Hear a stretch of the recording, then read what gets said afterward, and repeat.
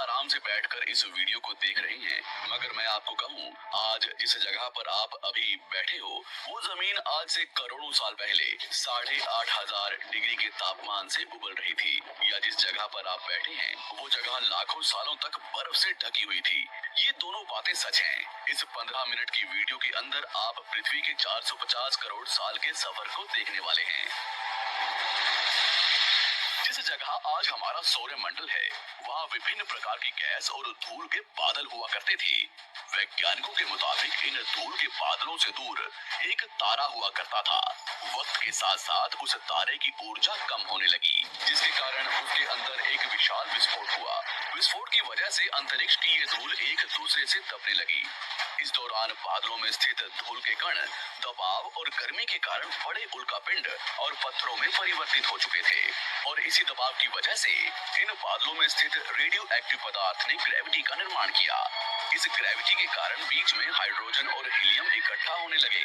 बीच के इस भयंकर दबाव के कारण एक विशाल विस्फोट हुआ, और इसी विस्फोट के कारण हमारे सूरज का जन्म हुआ। अंतरिक्ष में फैले एस्ट्रॉयड यानी क्षुद्र ग्रहों में भारी वजन की वजह से सूरज के करीब आकर सूरज की परिक्रमा करने लगे। धीरे धीरे इन्हीं एस्ट्रॉयड में भारी टकराव हुआ, जिसके फलस्वरूप मरकरी, विनस, अर्थ और मार्स जैसे ग्रहों का निर्माण हुआ। वैज्ञानिकों के मुताबिक उस वक्त पृथ्वी और मार्स यानी मंगल ग्रह के बीच थिया नामक ग्रह सूरज की परिक्रमा किया करता था। पृथ्वी पर ग्रेविटी होने की वजह से सूरज की परिक्रमा करने वाले एस्ट्रॉयड अब पृथ्वी की परिक्रमा करने लगे, और धीरे धीरे करोड़ों सालों तक ये पृथ्वी पर गिरते रहे। और ऐसी घटना हमारे पड़ोसी ग्रह थिया पर भी हो रही थी, जिसके कारण थिया पृथ्वी के और करीब आने लगा और आकर पृथ्वी से टकराया। इस भयंकर टकराव की वजह से पृथ्वी के हिस्से कणों के रूप में अंतरिक्ष में फैल गए और एक रिंग्स की तरह पृथ्वी की परिक्रमा करने लगे। इन्हीं परिक्रमा करते हुए कणों में टकराव होने लगा, जिसके कारण हमारे चांद का निर्माण हुआ। उस वक्त पृथ्वी पर सिर्फ एक ही समुद्र हुआ करता था, और वो था 1900 डिग्री सेल्सियस की तापमान पर उबलते हुए लाविका। उबल रही थी वो सारी चीजें जिसे आज आप अलग अलग नाम से जानते हैं। वक्त के साथ साथ पृथ्वी धीरे धीरे ठंडी हो रही थी, जिसके कारण पृथ्वी के भारी तत्व जैसे धातु और रेडियो एक्टिव पदार्थ पृथ्वी के केंद्र में जाकर इकट्ठा हो गए और हल्के पदार्थ पृथ्वी की सतह पर आ गए। लाखों सालों तक पृथ्वी पर उल्कापिंडों की बरसात हुई, और इन गिरते हुए उल्कापिंडों में जमा था नमक, मिनरल्स और पानी। करोड़ों सालों तक इन उल्कापिंडों की बरसात होती रही, और धीरे धीरे पृथ्वी की ऊपरी सतह पानी से ढकने लगी। वैज्ञानिकों के मुताबिक यही वो वक्त था जब दूर गहरे पानी के अंदर निकलते ज्वालामुखियों से पहली बार सूक्ष्म जीवों का निर्माण हुआ। लाखों सालों बाद एक वक्त ऐसा आया जब पृथ्वी की पूरी सतह पानी से ढक चुकी थी। हमारी पृथ्वी के सबसे अंदर का कोर रेडियो एक्टिव पदार्थ से बने होने की वजह से हरदम गर्म होता रहता है, लेकिन जब भी पृथ्वी की ऊपरी जमीन ठंडी हो जाती है, तब पृथ्वी के अंदर की गर्मी बाहर नहीं निकल पाती, जिसके कारण ज्वालामुखियों का निर्माण होता है। और उस वक्त कुछ ऐसा ही हुआ। पानी से ढकी हुई पृथ्वी पर हजारों की तादाद में ज्वालामुखी निकलने लगे, और आने वाले लाखों सालों तक इन ज्वालामुखियों का निकलना जारी रहा, जिससे पानी के ऊपर जमीन का निर्माण हो रहा था। इस वक्त भी पृथ्वी पर वातावरण न होने की वजह से अंतरिक्ष से उल्कापिंडों की बरसात हो रही थी। आज से लगभग 300 करोड़ साल पहले पृथ्वी पर ऐसा वक्त आया जब पृथ्वी का वातावरण लगभग स्थिर होने लगा था। ज्वालामुखी निकलने धीरे हो गए थे, और पृथ्वी का एक दिन 12 घंटे का हुआ करता था। साल बीतते गए, और धीरे धीरे ये सूक्ष्म जीव विकसित होते गए और समूह में रहने लगे। आज से लगभग 250 करोड़ साल पहले पहली बार पृथ्वी पर ऐसे जीवों का निर्माण हुआ जो जीने के लिए ये पानी के अंदर के मिनरल्स यानी खनिज पदार्थ और धूप का इस्तेमाल करते थे, और मल त्याग के रूप में ऑक्सीजन बाहर निकालते थे। इस वक्त तक पृथ्वी पर ज्यादातर ज्वालामुखी निकलने बंद हो चुके थे, और इन माइक्रोबैक्टीरिया की वजह से वातावरण में ऑक्सीजन की मात्रा बढ़ रही थी। वातावरण में ऑक्सीजन बढ़ने की वजह से पृथ्वी का वायुमंडल बनना शुरू हुआ, और आने वाले हजारों सालों तक वातावरण में ऑक्सीजन की मात्रा बढ़ती रही। इसकी वजह से पृथ्वी के ज्यादातर हिस्सों में ये सूक्ष्म जीव फैल गए। हजारों सालों बाद एक वक्त ऐसा आया जब पृथ्वी में ज्यादा ऑक्सीजन बढ़ने के कारण ये सूक्ष्म जीव मरने शुरू हो गए। उस वक्त तक पृथ्वी का वातावरण ठंडा होने के साथ साथ ऑक्सीजन से भी भर चुका था, जिसके कारण जमीन और वातावरण में स्थित आयरन यानी लोहे के मिनरल्स पानी में स्थित ऑक्सीजन से रिएक्ट होने लगे। और एक वक्त ऐसा आया जब पृथ्वी की जमीन आज के मार्स के जैसे लाल हो चुकी थी। वक्त बीतने के साथ साथ धरती की टेक्टोनिक प्लेट्स में दरार होने लगी, जिसके कारण पृथ्वी के अंदर का लावा जमीन की तरह कई लाखों सालों तक खुला उबलता रहा। और यही वो कारण था जिसके कारण पृथ्वी के वातावरण में कार्बन डाइऑक्साइड की मात्रा बहुत बढ़ गई और पृथ्वी पर एसिड की वर्षा शुरू हो गई। एसिड रेन की वजह से पृथ्वी का तापमान घटने लगा और तापमान इतना घटा कि पृथ्वी के ऊपर स्थित पानी बर्फ में परिवर्तित होने लगा। पृथ्वी पर पहली बार भयंकर आइस एज आया। इस वक्त पूरी पृथ्वी सफेद बर्फ से ढक चुकी थी। आमतौर पर जब धरती पर सूरज की किरणें गिरती हैं, तब जमीन उन किरणों को सोख लेती है, मगर क्योंकि पूरी पृथ्वी बर्फ से ढक चुकी थी और क्योंकि बर्फ सफेद और चमकीली होती है, जिसके कारण सूरज की किरणें धरती पर गिरने के बाद वापस चली जाती थी। इसी कारण से पृथ्वी कई लाखों सालों तक बर्फ से ढकी रही, मगर फिर से पृथ्वी के अंदर स्थित गर्मी ज्वालामुखी के रूप में निकलना शुरू हो गई और इन ज्वालामुखियों से निकलने वाली गर्मी ने बर्फ को पिघलाना शुरू कर दिया।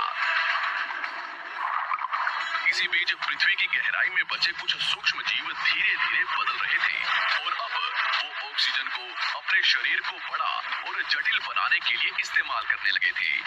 इस बीच पानी में अलग से भी छोटे समुद्री पौधे निकलने शुरू हो चुके थे। बाहर जैसे जैसे ज्वालामुखी निकल रहे थे, वैसे वैसे वातावरण कार्बन डाइऑक्साइड की वजह से गर्म हो रहा था। वक्त के साथ साथ बर्फ तो पिघलने लगी, मगर धरती पर फिर से एसिड की वर्षा शुरू हो गई, जिसके कारण फिर पृथ्वी ठंडी होने लगी और फिर पृथ्वी की ज्यादातर सतह बर्फ से ढक गई। ऐसा बार बार कई हजारों सालों तक होता रहा और इसी कारण से अब समुद्री जीव धीरे धीरे वातावरण के हिसाब से विकसित हो रहे थे। इस बीच कई सारे जीव और समुद्री जंगल विलुप्त हो गए, मगर जो बच गए वो धीरे धीरे पृथ्वी के बदलते तापमान के हिसाब से ढलते गए और अब हजारों सालों बाद समुद्री पेड़ बर्फ की वजह से पूरी तरह से मरते या सूखते नहीं थे। अब सूक्ष्म जीव समुद्री जीव बन चुके थे। जब फिर से ज्वालामुखियों ने पृथ्वी की बर्फ को पिघलाना शुरू किया, तब ये समुद्री पेड़ जल्दी विकसित होकर फैल गए। धीरे धीरे वातावरण में ऑक्सीजन की मात्रा बढ़ने लगी और पृथ्वी पर होने वाली एसिड की वर्षा कम होने लगी। वातावरण में ऑक्सीजन आने की वजह से पृथ्वी की ओजोन लेयर्स मोटी होने लगी और आज से लगभग 47 करोड़ साल पहले पृथ्वी की ऊपरी सतह पर पहली बार मोसोस नामक प्लांट उगना शुरू हुआ। वक्त के साथ साथ जमीन पर अलग अलग प्रकार के पौधे और पेड़ उगना शुरू हुए। एक वक्त ऐसा आया जब जमीन के पेड़ों की लंबाई लगभग 80 से 100 फीट जितनी या आज की 5 से 6 मंजिला बिल्डिंग जितनी ऊंची हो चुकी थी। ये वो वक्त था जब समुद्री जानवर समुद्र से बाहर निकल रहे थे और जमीनी जानवरों में परिवर्तित हो रहे थे। धरती की ज्यादातर जमीन एक जगह इकट्ठी हो चुकी थी, जिसे आज हम पैंजिया महाद्वीप के नाम से जानते हैं। पृथ्वी का वातावरण और तापमान लगभग स्थिर हो चुका था और अब करीब 21 से 23 घंटे का दिन हुआ करता था। अब समुद्री जीव पानी से बाहर रहने लगे थे और वातावरण के हिसाब से उनके शरीर का रंग रूप बदल रहा था। धीरे धीरे ये जमीनी जानवर डायनासोर्स में परिवर्तित हो गए। जिन डायनासोर्स ने पेड़ पौधे खाने शुरू कर दिए, उनका शरीर लंबा और विशाल रूप से विकसित होने लगा। कुछ डायनासोर्स शिकार किया करते थे, जिसके कारण वे छोटे और तेज होते चले गए।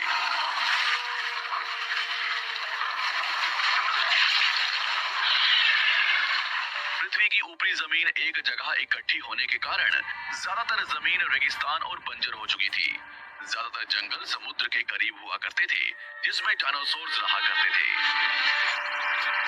आज से लगभग 20 करोड़ साल पहले पैंजिया महाद्वीप टूटना शुरू हो गया। पैंजिया के विभाजित होने की वजह से पृथ्वी की ज्यादातर ऊपरी जमीन पानी के संपर्क में आने पर हरियाली बढ़ती गई, जिस वजह से डायनासोर्स और ज्यादा विभिन्न और विशाल होते चले गए। डायनासोर्स ने आने वाले लगभग 20 से 30 करोड़ सालों तक पृथ्वी पर राज किया। उस वक्त डायनासोर्स समुद्र से लेकर जमीन और आसमान तक पूरी पृथ्वी पर राज किया करते थे। इस दौरान अफ्रीका से टूटा भारत सीधे आकर आज के तिब्बत से टकराया और इस टकराव की वजह से हिमालय का निर्माण हुआ। आज से लगभग 6.5 करोड़ साल पहले पृथ्वी की तरफ आज के माउंट एवरेस्ट से भी बड़ा लगभग 4.5 लाख करोड़ किलो जितना वजनीय उल्कापिंड लगभग 80,000 किलोमीटर प्रति घंटे की स्पीड से पृथ्वी की तरफ आ रहा था। पृथ्वी की सतह को छूते ही उसमें भयंकर आग लगी और वो जलते हुए सीधा पृथ्वी से टकराया। इस टकराव से निकलने वाली ऊर्जा आज के 10 करोड़ परमाणु बम एक साथ फटने के बराबर थी।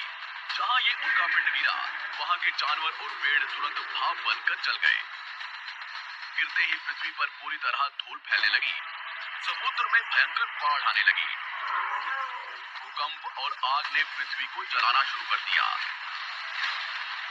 कुछ ही घंटों में पूरी पृथ्वी के वातावरण में हानिकारक गैस और धूल की वजह से पृथ्वी नर्क हो चुकी थी। डायनासोर्स, घुटन, आग और भूखमरी से पूरी तरह विलुप्त हो गए। इस वक्त हमारे पूर्वज जमीन के अंदर रहा करते थे, जिसके कारण वो इस विशाल प्रलय से बच गए। पृथ्वी का वातावरण पूरी तरह से काला और अंधेरा हो चुका था, जिससे धूप भी जमीन तक नहीं पहुंच पा रही थी। पृथ्वी के पेड़ और ज्यादातर जानवर विलुप्त हो गए।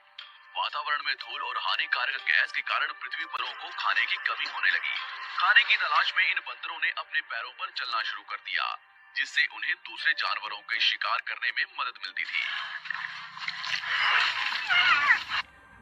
धीरे धीरे बंदर एप्स शुरू कर दिया, जिससे उन्हें दूसरे जानवरों के शिकार करने में मदद मिलती थी। धीरे धीरे बंदर एप्स यानी वानर में परिवर्तित हुए।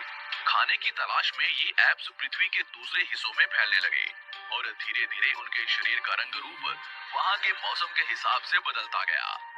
वक्त के साथ साथ हम आदिवासी बने। हमने हथियारों से लेकर आग का आविष्कार किया।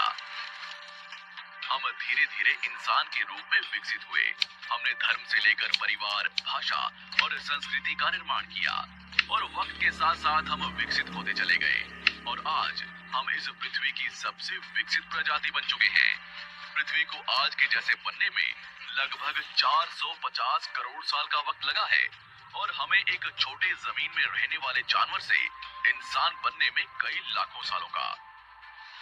मगर हमने इन 100 सालों में जितना पृथ्वी को गंदा और तबाह किया है, उतना आज तक किसी भी प्रजाति ने नहीं किया होगा। हम फिर से धरती को गर्म कर रहे हैं और कार्बन डाइऑक्साइड की मात्रा बढ़ा रहे हैं। वैज्ञानिकों का मानना है कि पृथ्वी पर फिर से विशाल परिवर्तन होने वाला है। भविष्य में पृथ्वी कैसी होगी, जाने